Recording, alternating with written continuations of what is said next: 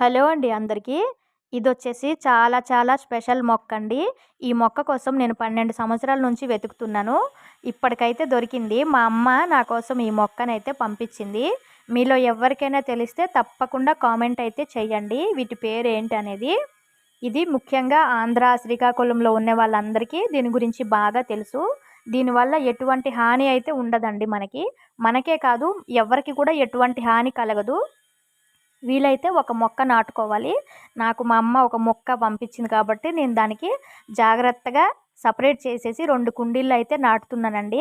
ఇది బతికితే ఎవరికైనా ఇవ్వడానికి పనికొస్తుంది. నాకిప్పుడు చాలామంది అడిగారు, "మీ దగ్గర ఈ మొక్క ఉన్నా ఇవ్వండి, చిన్న గడ్డున్నా సరే ఇవ్వండనేసి."